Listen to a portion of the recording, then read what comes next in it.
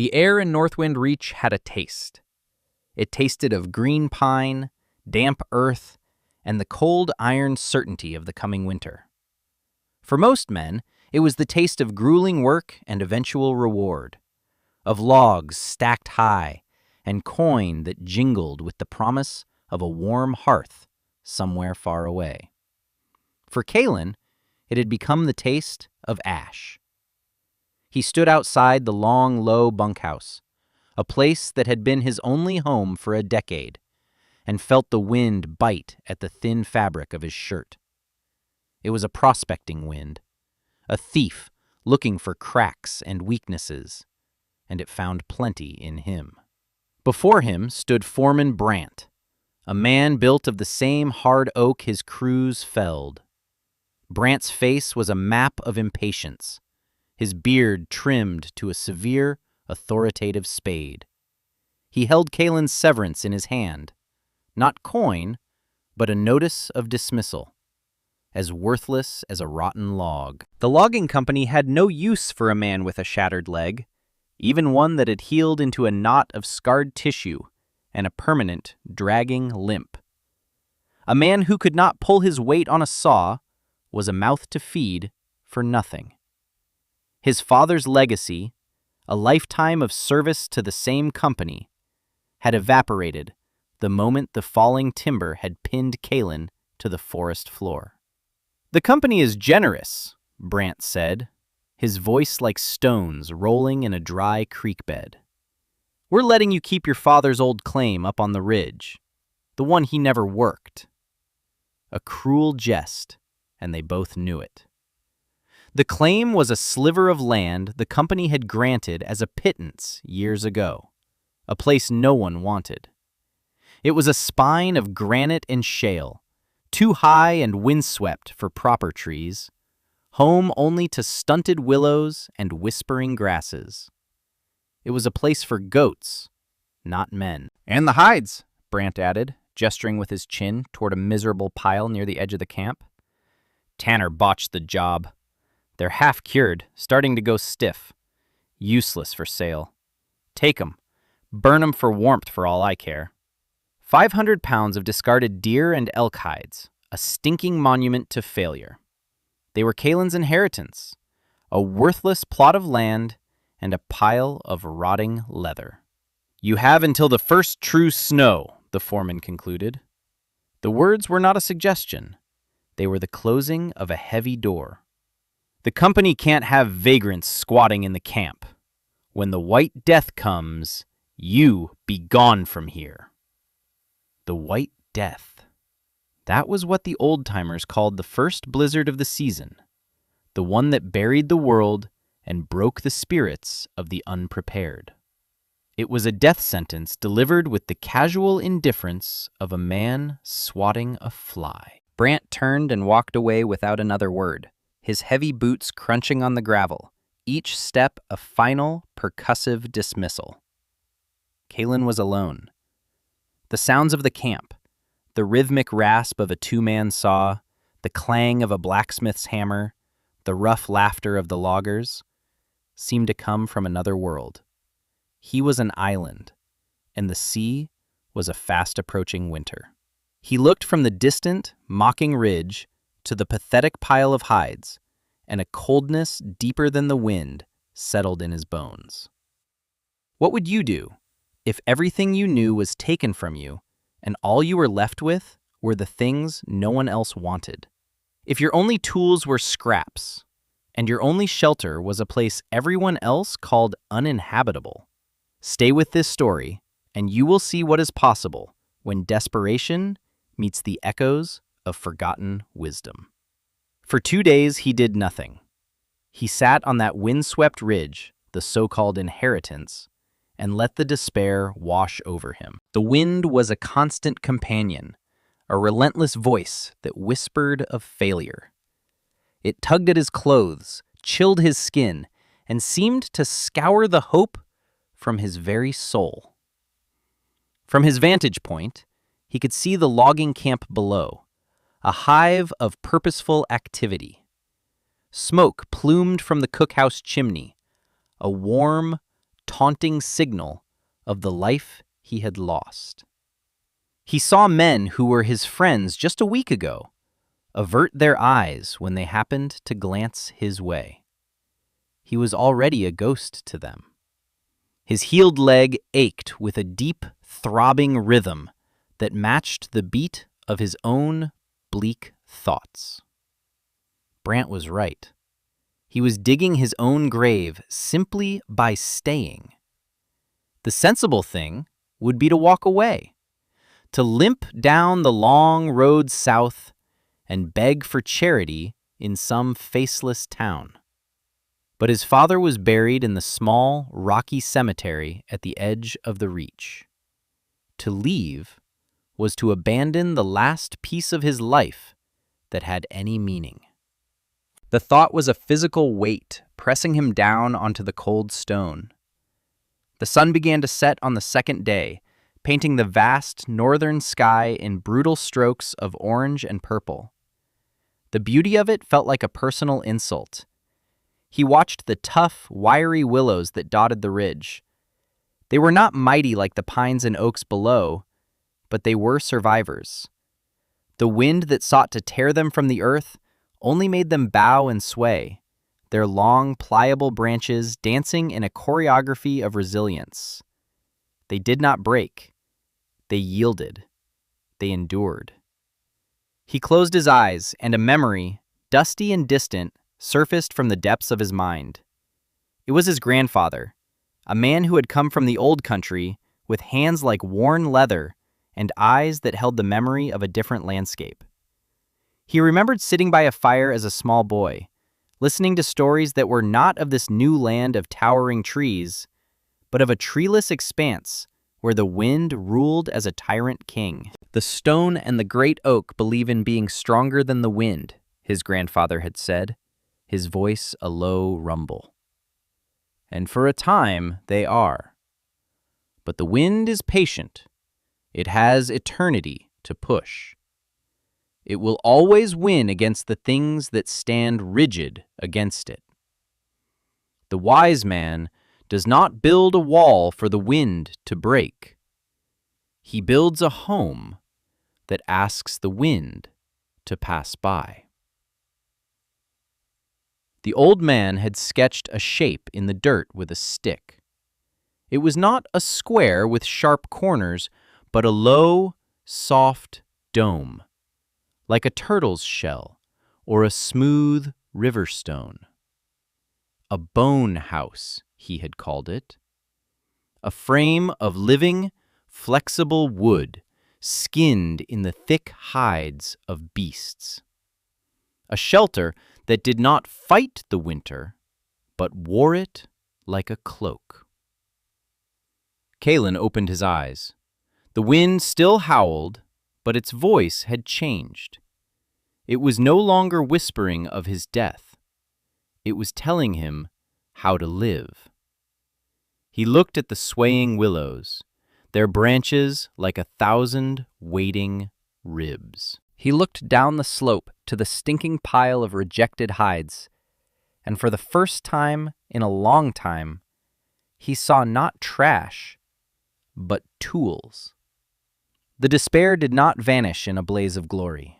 It receded, burned away by the slow, rising heat of a cold and terrible resolve. It was a fury, but a quiet one, as silent and unyielding as the granite beneath him. He would not die on this ridge. He would not become a ghost. He would build a bone house. The next morning, before the sun had even touched the distant peaks, Kalen was at work. He started with the willows. His father's axe was still sharp, and he used it not to fell, but to harvest. He selected the longest, straightest, and most pliable branches, cutting them close to the base. The scent of the raw green wood was sharp and clean, a stark contrast to the smell of decay that had clung to his spirits. He worked with a methodical slowness, his limp forcing a rhythm upon him. Chop, drag, stack. His body, softened by weeks of disuse, screamed in protest. The muscles in his back and shoulders burned. His hands, accustomed to the smooth handle of a saw, were soon raw from the rough bark. He ignored the pain. It was a clean pain, an honest pain. It was the price of labor, and he found he was glad to pay it. He gathered hundreds of branches, sorting them by length and thickness, laying them out on the flattest part of the ridge. He was following the blueprint in his memory, a design passed down through a half-forgotten story. He cleared a circular area about 12 feet across, scraping away the thin soil down to the rock. Using a small hand-pick, he began the painstaking process of chipping out small holes in the granite itself, spaced evenly around the circumference. It was brutal, jarring work. Each strike of the hammer sent a shockwave up his arm. The steel rang against the stone, a lonely, defiant sound in the vast emptiness of the ridge. And another. And another. Each hole was a small victory, a foothold against the coming winter. After days of this, he began to set the frame. He took the thickest willow branches and drove their butt ends deep into the holes he had carved, wedging them tight with smaller stones. Then came the part that was more art than labor. He took the long, flexible tips of the opposing branches and bent them toward the center, weaving them together to form a domed, basket-like skeleton. It was a structure of immense tension and surprising strength. It moved when he pushed it, swaying slightly, but it did not break. It had give. It was alive. It was during this weaving that Foreman Brant made his visit. He rode his horse up the narrow track to the ridge, the animal's shod hooves loud against the stone. He reined in and looked at Kalen's work, a smirk spreading across his face. Kalen did not stop his work. He continued to lash a crosspiece with a strip of inner bark, his focus absolute. "What in the name of creation is that?" Brant asked, his voice dripping with condescending amusement. "A giant's birdcage? A rabbit trap?" Kalen pulled the knot tight before looking up. "A home," he said, his voice flat. Brant let out a short, sharp laugh. It was a sound devoid of any real humor, a sound of pure mockery. He dismounted and walked around the strange skeletal dome, prodding it with the toe of his boot. It yielded and sprang back. "A home? You call this pile of weeds a home? Kalen, I thought you had more sense. You're building your own tomb." He gestured down the slope. "And you plan to cover it with that rotten leather?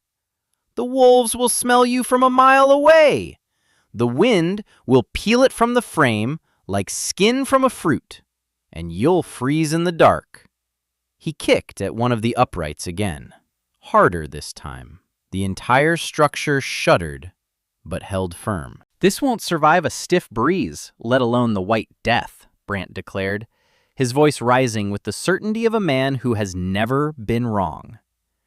"You're a fool, wasting your last days building a monument to your own stupidity."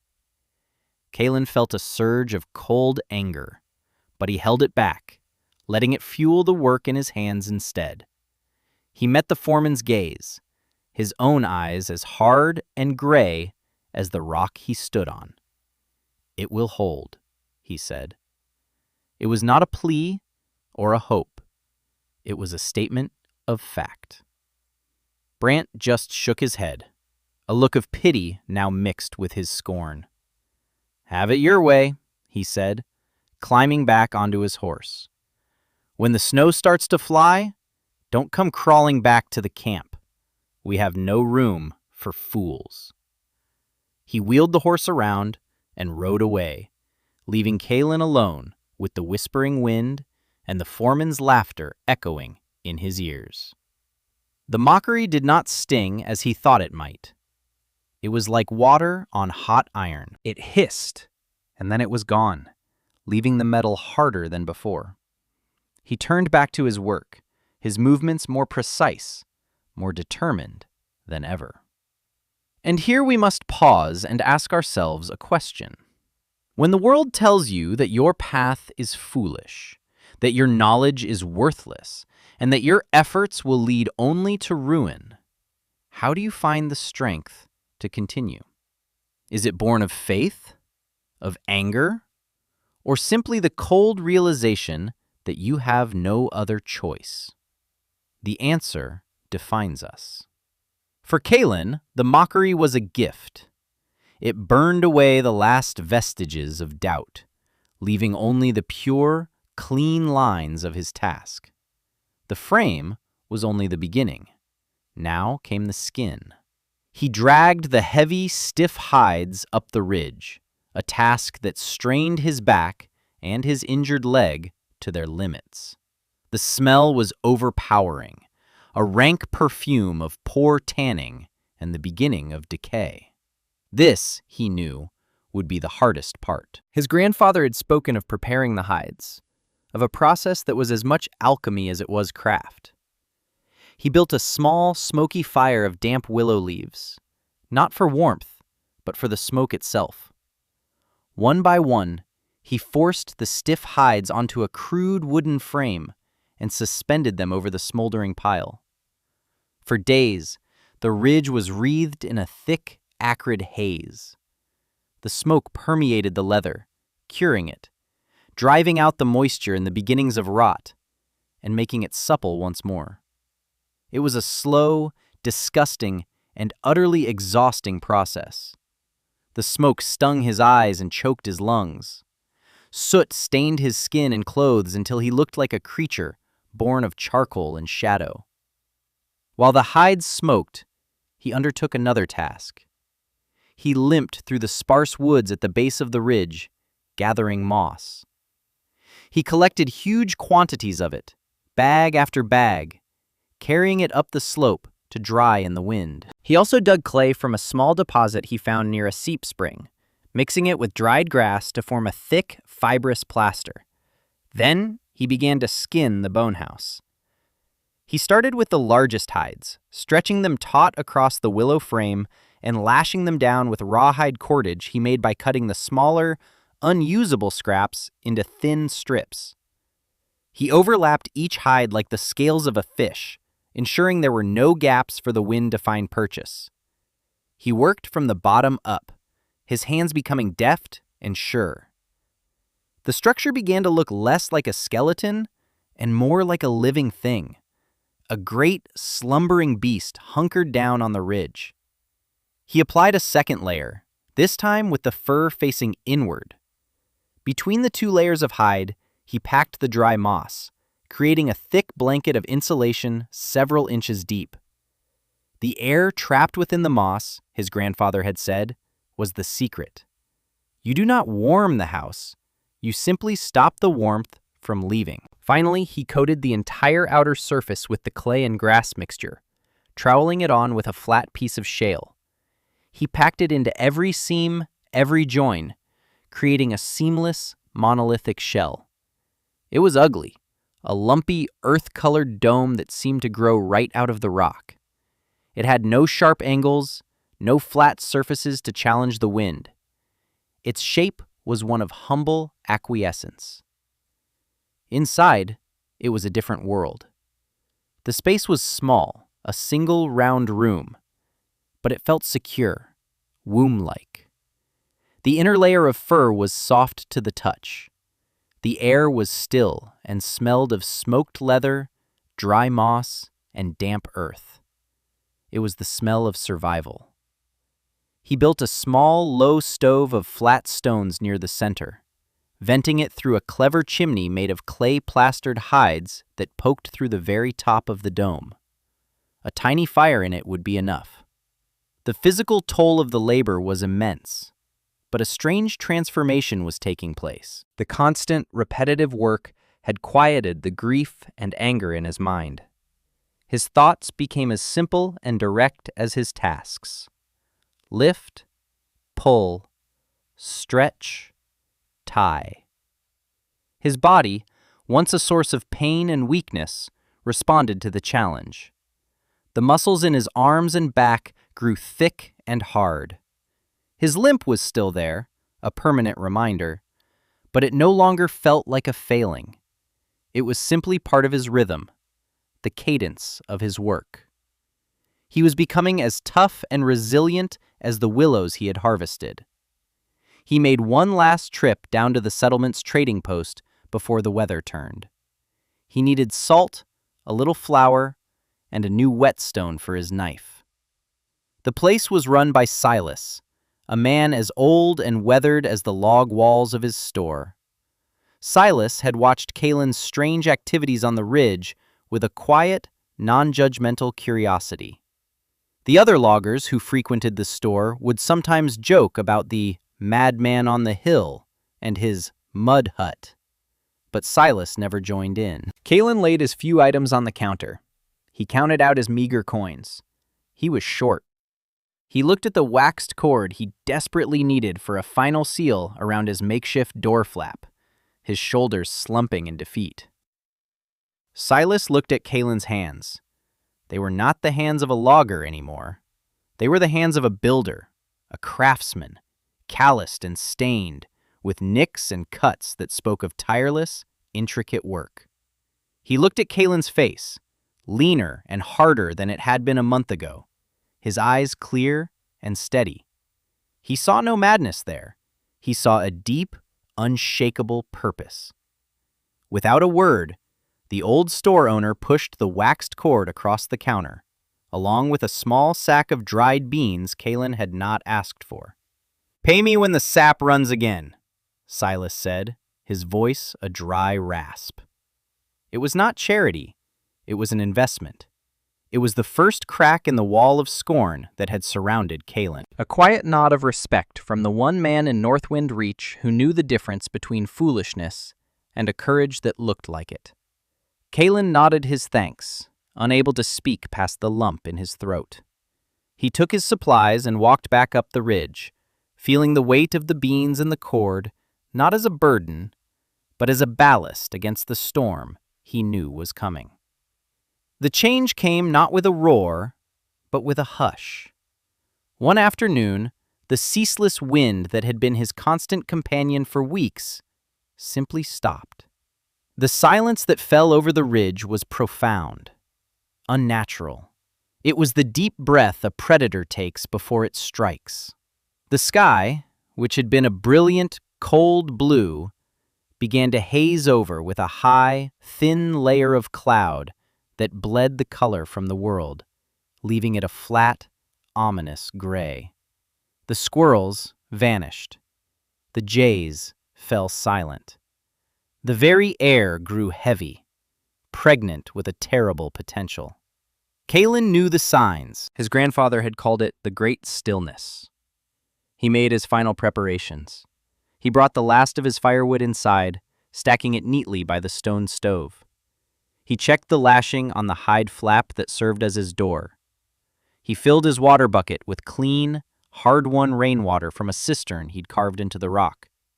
He did not rush.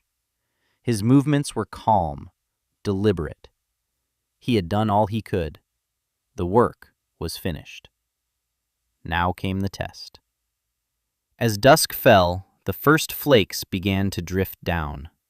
They were not the gentle, picturesque flakes of a holiday story. They were small, hard, and dry, like grains of salt thrown from the sky. The temperature plummeted. The world outside his small dome became a maelstrom of white. The wind returned, and this time it was not a voice, but a scream. It was the White Death, a blizzard of legend, the kind men would speak of for a generation. Down in the logging camp, chaos reigned. The bunkhouse, built of thick, square-cut logs, seemed like a fortress. But it was a fortress built on the principle of defiance.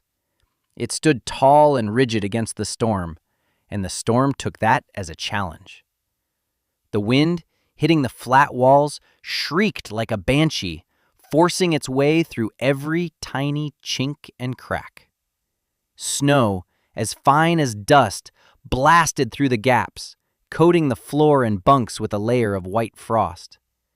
The great iron stove in the center of the room roared, its belly glowing a dull red. A team of men did nothing but feed it, hauling wood from the precious indoor stack. But it was a losing battle. The stove created a bubble of heat, but 10 feet away, the cold was a physical presence, a creeping entity that stole the warmth from a man's bones. The loggers huddled together, wrapped in every blanket they owned, their breath pluming in the air. Brant stomped back and forth, his face a mask of anxiety, shouting orders that were swallowed by the howl of the wind. They were at war with the storm, burning through their fuel, exhausting their strength, and they were losing. The sturdy, conventional structure was failing them. Up on the ridge, inside the bone house, there was near silence. The wind did not shriek. It flowed. When the gale hit the low, curved walls of Kalen's hut, it found no flat surface to fight, no sharp corner to tear at. It simply divided and streamed around the dome, its furious energy sliding harmlessly over the clay and hide shell. The sound was not a scream, but a deep, resonant hum, like a giant's lullaby. The snow, instead of blasting against a wall, piled up in a smooth, aerodynamic drift, burying the hut deeper and deeper. With every passing hour, the storm itself added another layer of insulation, another blanket to protect the man inside. Kalen sat on a stool made of woven willow, tending his tiny stove.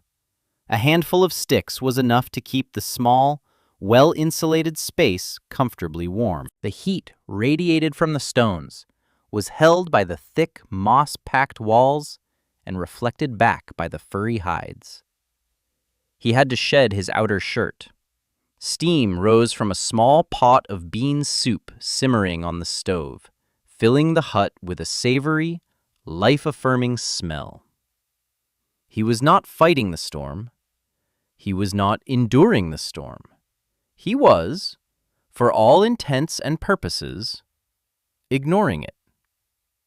He was a stone in the heart of a rushing river, utterly still and untroubled by the torrent. He was safe in a way the men in their great log house could not comprehend. He was safe because he had chosen not to fight, but to yield, to harmonize. For 3 days and 3 nights the blizzard raged. The world beyond his walls ceased to exist, replaced by the white noise of the wind and the endless fall of snow. Kalen slept when he was tired, ate when he was hungry, and listened to the storm's muffled song. He felt a profound and quiet peace, the deep satisfaction of a thing well made, of a theory proven true in the harshest laboratory on earth. He had trusted the forgotten wisdom, and it had not failed him. On the morning of the 4th day, the silence returned. This time, it was not the stillness of dread, but the stillness of exhaustion. The storm had broken. Kalen pushed against the heavy hide flap of his door. It was blocked. He put his shoulder into it and heaved, and with a soft whoosh, he broke through into a world of impossible whiteness. The snow was piled 10 feet deep on the leeward side of his dome. The sky was a searing, painful blue, and the sun on the fresh snow was blinding. The landscape was utterly transformed, its harsh angles softened into gentle, rolling curves. The tops of the tallest pines in the valley below were all that broke the surface of the white sea. It was a beautiful, terrifying, and pristine world. Down in the settlement, Silas had survived. His trading post was small and stout, and he was a man who knew the ways of winter. But he was worried about the boy on the ridge. No one could have survived up there, exposed to the full fury of the storm. He strapped on his long snowshoes, a grim duty settling upon him. He expected to find a frozen mound, perhaps a few splintered willow branches poking through the snow. He was going to find a body. The climb was arduous. The snow was deep and soft, and the journey that normally took 30 minutes took him almost 2 hours. As he neared the top of the ridge, his heart sank. He saw nothing. Just a smooth, perfect dome of white. A natural-looking drift where Kalen's strange hut should have been. The storm had buried it completely. He had been a fool to hope. He stopped, leaning on his walking stick, and prepared to turn back. But then he decided to call out, a final gesture to the ghost he assumed was there. "Kalen!" His voice was thin in the vast, silent landscape. He waited. Nothing. He was about to call again when a section of the snowdrift seemed to shift. A dark shape appeared, and snow cascaded down as a figure pushed its way out into the blinding light. It was Kalen, blinking, stretching like a man waking from a long sleep. A plume of warm, steamy air puffed out from the opening behind him. Silas stood frozen, unable to believe what he was seeing. Kalen was not just alive. He looked well-rested, warm. He was not wearing a heavy coat. Kalen saw him and raised a hand in greeting. "Silas! The storm is past." His voice was calm, conversational, as if commenting on a mild shower. The old man shuffled closer, his mind struggling to process the scene. He peered past Kalen into the dark opening. A wave of impossible warmth washed over his face, carrying the scent of wood smoke and cooked food. His eyes adjusted and he could make out the snug, dry interior, the soft glow of the furs on the walls, the embers still pulsing in the stone stove. It was not a shelter. It was a den. It was a home. It was a miracle. He looked from the cozy interior to Kalen's calm face and then back again. He stammered the only word he could find. How? Kalen looked at the vast, snow-covered world, then back at his humble dome. He placed a hand on the curved, snow-dusted wall. "A straight wall is a challenge," he said, his voice quiet but clear. "It invites the wind to push and to break. It's a battle. But a curved wall is a conversation.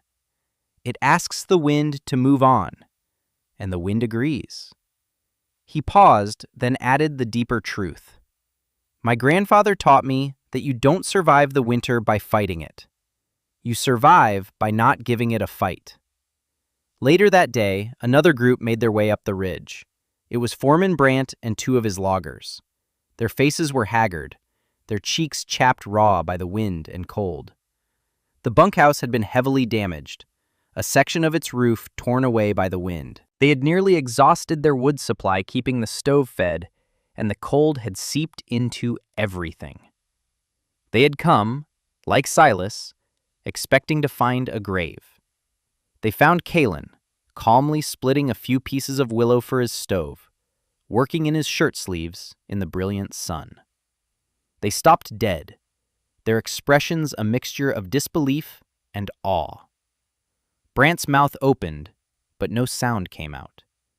He stared at the humble dome, half buried in a protective cocoon of snow, and then at the man he had mocked, the man he had cast out. He saw not a fool, but an enigma. The loggers with him looked from their shivering, defeated foreman to the warm, self-sufficient outcast. They looked at the great, drafty bunkhouse in the valley below, and then at the small, perfect shelter on the ridge. The scorn had vanished from their eyes. In its place was a dawning, profound respect. Brant's authority, built on the rigid principles of force and conventional wisdom, had been shattered by a pile of weeds and rotten leather. He stood there, silent and diminished, a monument to his own folly in the face of a wisdom he could not comprehend. He turned, without a word, and led his men back down the hill in disgrace.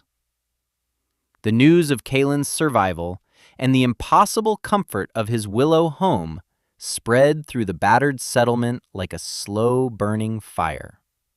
In the days that followed, as the men of Northwind Reach dug themselves out and repaired the storm's damage, they began to make quiet pilgrimages up to the ridge. They did not come to apologize. That was not their way. They came to learn. They arrived one or two at a time, their hats in their hands, their arrogance replaced by a quiet curiosity. "How did you weave the frame so tight?" one would ask. "What did you do to the hides to keep them from cracking in the cold?" asked another. Kalen, who had been an outcast, became a teacher. He showed them how to select the right willow branches, how to feel the life and flexibility in the wood. He explained the geometry of the dome, the way the stresses were distributed, so that pressure only made the structure stronger. He taught them the smoky, foul-smelling art of curing the hides and the secret of packing the walls with moss. He shared his grandfather's wisdom freely, giving away the knowledge that had saved his life. The following summer, the landscape of Northwind Reach began to change. Alongside the stark, angular cabins, smaller, humbler structures began to appear. They were used as smokehouses, as winter storage, and eventually as homes for the younger families. The men learned to build with the contours of the land, not against them. They learned the value of the pliable willow, the insulating power of moss, the strength in a curved line. The settlement, born of a brutal fight against nature, began to find a harmony with it. It became more resilient, more prepared. Its people, wiser. Years passed. The bone house on the ridge remained. The willow frame had taken root in the places where it touched the soil, and in the summer, it was draped in a cloak of green leaves. Moss grew thick on its clay skin, and wildflowers bloomed at its base. It was no longer a symbol of desperation, but a landmark, a testament to a different kind of strength. Kalen was no longer the lame outcast. He was a quiet patriarch, a man whose words carried the weight of proven wisdom. He had a wife, the daughter of Silas, and children who played among the willows on the ridge, their laughter a sound as natural as the wind. His legacy was not written in ledgers or carved on stone. It was woven into the very fabric of the community, in the curve of a roof, in the knowledge that true strength is not always found in rigidity and force. It lived in the understanding that the things society discards, a crippled man, a worthless piece of land, a pile of rotten hides, often hold the most profound value. For it is in the forgotten, the overlooked, and the underestimated that the seeds of true resilience lie, waiting patiently for the one person wise enough to stop fighting and simply listen to the whisper of the wind.